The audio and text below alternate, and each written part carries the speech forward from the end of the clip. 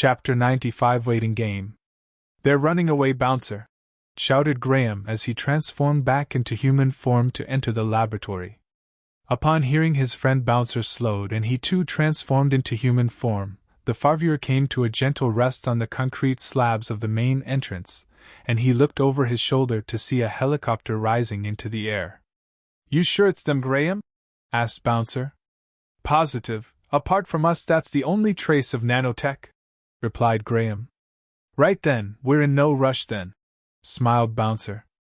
No sooner had Bouncer and Graham disappeared inside the main entrance and Graham, in helicopter form, had risen into the air. A steel grill on the outside of the laboratory flew from its frame. Sebastian and Barnaby No. 2 had found a way from #2HEL.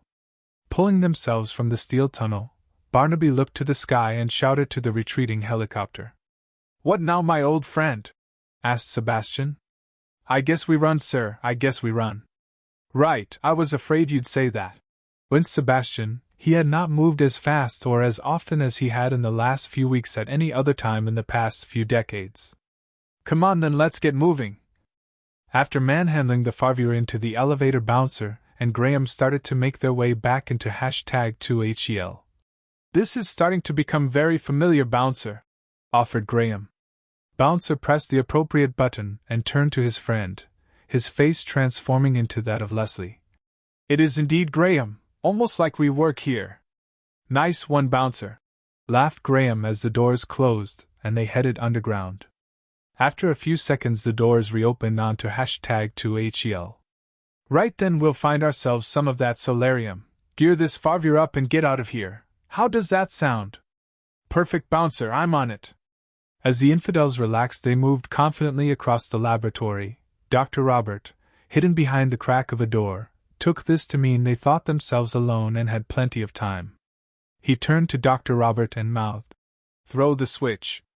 Dr. Robert, waiting patiently for the sign, nodded his head and flipped the first of many switches in the pre-planned mental list they had concocted that would ultimately lead to an overload in the MRI and the production of a quite dramatic EMP. Both Dr. Roberts worked in silence to prepare the MRI for its self-destructive best. Having slightly less to do, Dr. Robert No. 1 kept a regular eye out for what the infidels were up to. They only had one shot at this, and it had to go right. Within 4.5 minutes' drive, Robert No. 2 had done what was needed to make the pulse. He prodded his doppelganger and gave him a thumbs up. Knowing one set of Sebastian and Barnaby's was safe was some reassurance, but not knowing how the others were was as equally worrying. All he could do was hope they had got out and found Graham and Bouncer, and together they'd found some steel enclosure to ride the pulse out. Back on the surface, Sebastian and Barnaby were running across the car park as fast as they could muster. Barnaby couldn't resist looking back every few strides to check what was going on, but nothing was chasing them, and as yet no explosion had occurred. Sebastian started to slow. Not even the threat of destruction could urge him on. "I'm done for, Barnaby. I'm so sorry." "Don't worry, Sebastian, I'll get you out of here," smiled Barnaby as he put Sebastian's arm around his shoulder and carried them both on.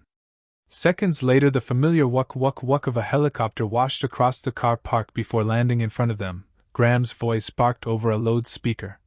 "You guys want a lift?"